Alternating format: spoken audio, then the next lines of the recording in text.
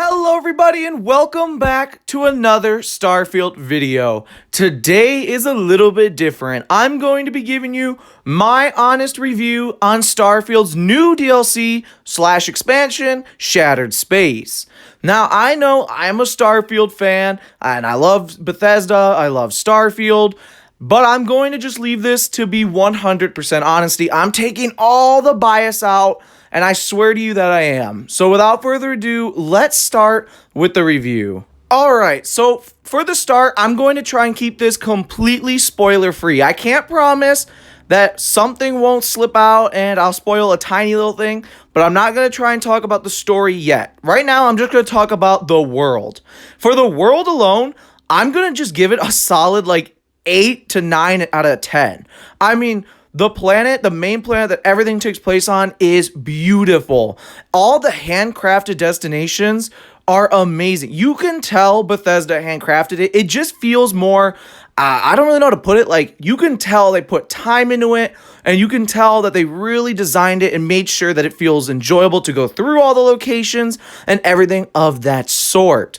And I'm being dead honest. I'm not saying normal Starfield is any less loved. The vanilla Starfield is great. I love Aquila City, New Atlantis, and all of the other named locations in the world. But I don't know, there's just something about this one where it feels like Bethesda just kind of took more time and kind of cherished this project. They probably loved it as much as we are, and I'm not even gonna lie. It just really does feel like they took more time, and they love it, and it feels like it's kind of like they nurtured it and made it their child. I don't know. It just seems really cool. All the destinations are amazing. Like I said, I'm not trying to spoil anything, so I'm not talking about anywhere specifically, but you can tell from the world design and the different locations that you can find around the city of Dazra is really nice and has a little bit of story in all of them, their own little story and their NPCs. And speaking of NPCs, let's get to that one next. Now, I'm not gonna lie, there are some characters and NPCs from this DLC that is very forgettable, and I'm not gonna lie, but there are some that I absolutely loved, and I'm a little sad on some of them. I'm not gonna name any, but I'm a little sad when you're done with the quest for specific either side or main quest for them, that it's kind of that's it. There's nothing more, and that's how good some of the characters are. So while, yes, I said that there are some that are kind of bad or just kind of forgettable, there's not anything really crazy about them.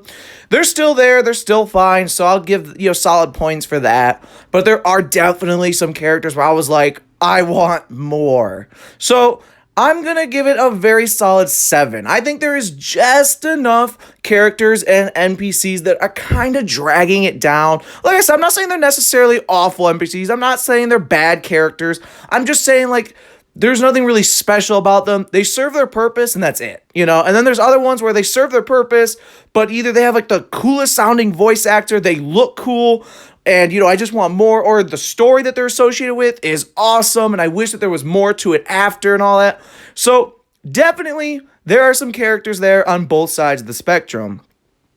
So, I'm definitely going to have to go with a solid 7, and I think that's honestly, I think that's fair. I think most people would agree on that.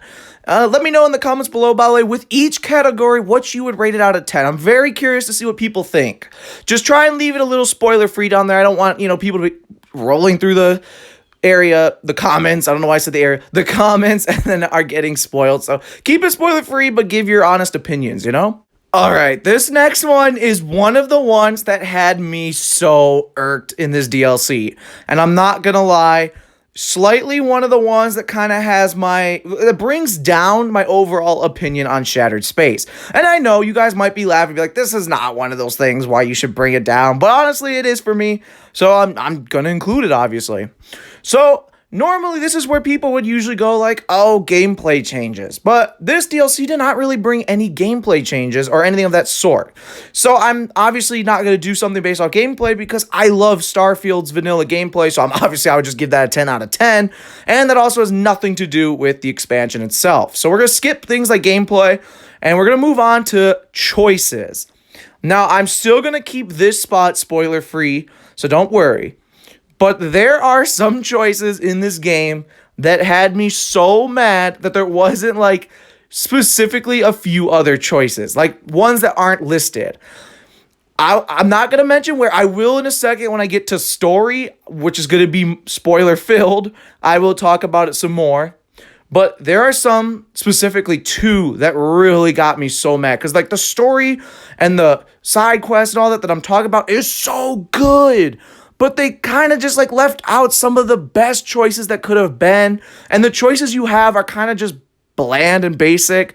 So, we'll get to that in just a second in specifics. But for choices, I'm gonna have to be honest.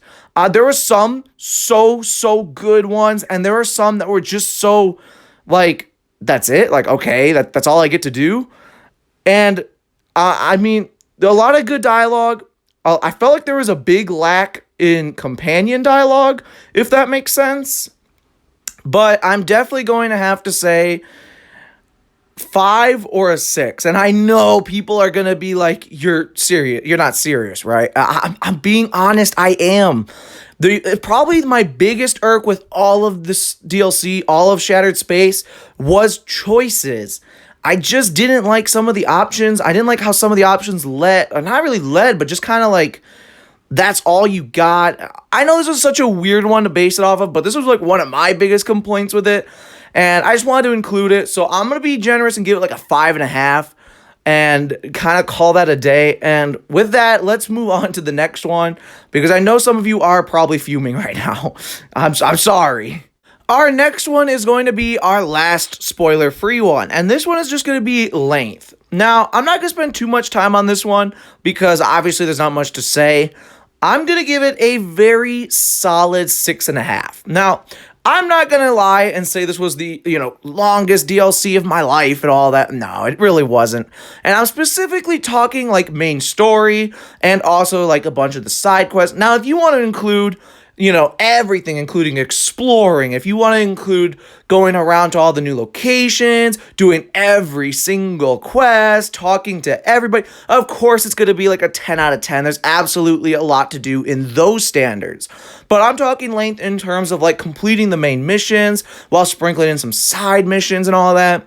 And the main quest line is not too long. I'll get to that a little bit next, because our next segment will be story, where I will go into some spoilers. But for keeping it spoiler free, I felt like it could have been a little bit longer. But other than that, it was great. And it was not short. I will give it that. I'll give it its credit. It was not short by any means. It took me a few days, because obviously I also didn't play like 12 hours a day. But it took me a few days to get through it, and I was enjoying it. Did some side quests while I was doing the main quest and all that. And it was actually really good length in that terms. So I will not say it was an extremely long DLC. I'm not going to say you're going to be sitting here playing it for days upon days, doing just the main story. But you will be playing days upon days if you're doing every other little thing, which I will be doing, I'm not going to lie. But that is how I see it. So I'm going to give it a 6.5, but I will be honest, this is probably a little bit too low. I will admit it. I'm not going to change it, but I could go higher on this one, and I'm just being honest. All right, next up is going to be some spoilers. So if you don't want to get it spoiled or anything, I highly advise either just like muting the rest of this video or clicking away, or whatever, because there is going to be some spoilers from this point on as we rate story. All right, let's just rip the Band-Aid off. So the story is a solid like 9 out of 10, 9.5 out of 10. I'm just going to be honest. I loved the story. I thought every quest was great. And obviously, I only played through it once so far, so I only have one of the endings I've ever seen. I went through the missions, with my choices, and now I'll have to go through it again and make some other choices to see what happens. Overall, though, the story is phenomenal, and especially the ending makes you feel like you're an action star, and I'll get to that in a second. But literally, I had so much fun with this story. Like I said earlier in the world category, the locations are amazing. And it really did not make it feel like dull at all. I loved exploring around, all the main quest areas and everything of that sort. And even the side quests are phenomenal. I had some that just ripped me right in. So much so that I had to literally quick save before making a crazy choice, and then do all the options and figure out which one I actually want to go through with, because it was literally that, I felt so that it mattered for some of these side quests that it honestly, well done, Bethesda. When it comes to the actual story and the story writing, I really feel like they knocked this one out of the park. From the way they described everything of House Va'ruun, to meeting all the characters that are important and everything of that sort, to firing the beam into the Citadel, running into the Citadel, all of that, everything was awesome. So Bethesda, well done. Y'all, when it came to the story and the world and honestly everything else, I know I'm just being a bit harsh on everything, but I said I was going to be non-biased. So, but I'm not being biased with the story. I actually really enjoyed the story a lot. And I would go so much as to say one of Bethesda's best storytelling yet. I'm just being honest. And that's not including Elder Scrolls Online or Fallout 76. I don't really count those. So outside of those games, I really do believe that. I'm not joking. As for the choices, the two that really irked me was kind of in the duel side quest. If you've done that one and you save like one of them, specifically, I think his name is Amila, if I remember correctly. Correct me if I'm wrong, but I'm pretty sure that's one of them. When you save him, like, I kind of thought the one you would save would kind of be a little more thankful for the fact that you saved him and maybe could be a companion. Like, I thought he was a really cool character. I liked the way his backstory and everything. And I was like, dude, I want this guy as my companion. I'm not even joking. And sadly, you can't. And after that, it's like, they're not mad at you, but they don't want to talk to you. And that's kind of just it. Like, it just ends. You made your choice, and that was it. That was one of my choices that really irked me. I was like, I wanted more with the character. I wanted more, more of an impact with the choice I made. Now, if I saved them both, maybe they could both be my companion. Or if I saved none of them, obviously none. Or I guess you can't not save one of them. But you get my point.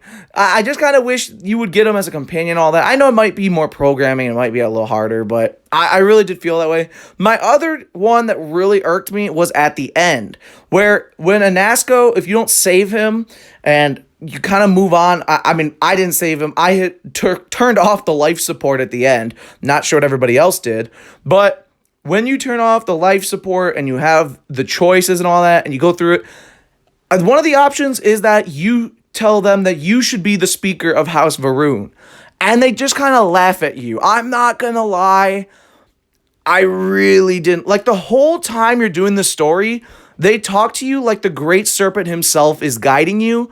And then when you finally get through everything, you live through it all, and you tell them that you should be the speaker, they kind of laugh at you. Like, you were saying I was the Great Serpent's chosen, and now you're saying that I shouldn't be in charge of all of you when I'm the chosen one, and Anasco's gone.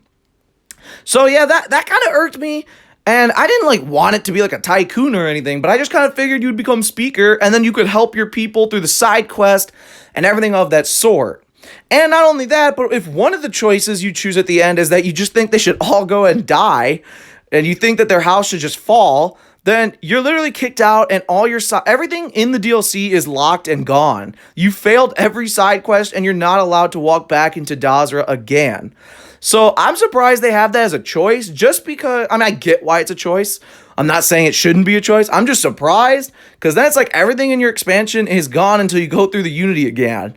So, yeah, that was just one of my things I thought of, and I was kind of like, I don't really understand why I can't be the speaker. I mean, in Nuka World in Fallout 4, I got to be the leader, and even in Vault Tech Workshop for Fallout 4, I was kind of like the head of the vault, and I know those have some tycoon features, but you didn't really need them. You could have just been the speaker. People refer to you as the speaker, and you could just help the civilians on in their side quest as speaker and help the people. So I was really hoping for that. I mean, that would have been so cool to be able to say you went from an outsider who's, there hasn't been an outsider in Dazra in how long? And you went from nothing to one of House Va'ruun to the speaker. Now, that would have been an amazing way to end the story, to have that choice. And especially because, like, for me, I didn't really find any of the houses, like, belong as the leader. So to me, it just kind of felt weird that I had to, like, choose one when I didn't want to. And the only other choice you have is to tell them that the houses should just fall. And like I said, everything gets failed and you're basically kicked out of the expansion. So, yeah, that's my biggest choice, one that really kind of irked me. I mean, I didn't find the houses too, like, influential in the sense of like, oh my god, this one should lead the place. And having the option that I could have been speaker would have been sweet. And nowadays I feel like the factions are still kind of, or the houses I should say, are still kind of being managed. They're still, you know, them and everything of that sort. And they don't have ultimate power. One of the houses doesn't have the ultimate power as speaker, you know? So that was kind of my big irk with choices. And that's why those two specifically, the duel and the final mission, really kind of brought it down for me. Like, I'm not joking at all, as you can tell with my ratings of choices. But overall, the actual story itself is just solid. I enjoyed every bit of the story. The amount of lore you're told is just so interesting about House of Varun, and I loved it all. One of my also biggest irks with the story, though, is going to be that I just felt like with Andrasia, there's not that much dialogue for her. Like, she didn't jump in almost at all. And it felt a little weird. Like, she jumped in a little bit, or you can have her talk in place. And that's what I did, even though I had probably some better options to choose. But I kind of wanted her to be able to, like, talk and have a point in the story. I mean, after all, she is House Varun. And I just felt like there was a bit of a lack. I mean, she does. She has lines. I'm not saying she doesn't. I'm just saying, you know, it's a little bit less than I think I would have liked. But that's just my critique. I mean, I know I'm probably just being over the top. So let me know what you think in the comments below on all of your ratings. Like I said, keep it spoiler free. You know, I don't want anybody spoiling the story for anybody else. And if you don't want spoilers, it's probably safe not to look in the comments. I'll just be honest. But yeah, that's well, I mean, if you're at this point, you wanted spoilers. So actually, I don't know why I said that. But but at the end of the day, that's probably going to be my ratings for Starfield's Shattered Space. I mean, I loved it. I'll give my overall a solid, like, I'm being real, probably like a solid 9. While some of the things, yes, like choices kind of weigh it down, there's just so many interesting characters with backstories. The whole House of Varuna obviously is interesting. There's also just, everything is just so interesting. The world is beautiful. They did phenomenal. The storytelling, everything is pretty much perfect except the choices. That's just my biggest ick with this one. But other than all of that, I really loved it. I'm giving it a solid 9. If I'm gonna be brutally honest, like the lowest I'll go is like a 7.5 to an 8. But I can't go lower than that because I actually enjoyed it the whole time. And I found everything so interesting. The world was so pretty and beautiful. And honestly, it's such a solid DLC. Really good job, Bethesda. Good job. So as you can see, that's kind of my rating. And I added a little bonus category there, which is aesthetic, because I literally kind of forgot about it. But things like the outfit designs, like things like clothing, new weapons, the vibe of the place, I mean, all of it is 10 out of 10. The weapons just feel so Varun. The clothing just felt literally so Varun. Like, it actually felt so on par, like perfect. And the vibe of the whole place, like the world design felt like what I literally expected House Varun's home to look like. Like, it actually is kind of crazy how they took this image that nobody really knew and perfectly made it. I mean, literally that's how it feels. I love the aesthetic, the Varun vibe of the whole home world, kind of mixed with that like slight horror mystery kind of aspect that you find around the story and all that. It's amazing. So seriously, the aesthetic's a 10 out of 10. I mean, they literally capture the aesthetic, the vibe, and everything of that sort. Perfect. I really can't imagine them doing much better than what they did. So I have to give them a perfect 10 out of 10 for that. And that's going to be part of what helps bring the overall up so high. So if you're looking for an immersive experience, this is the one.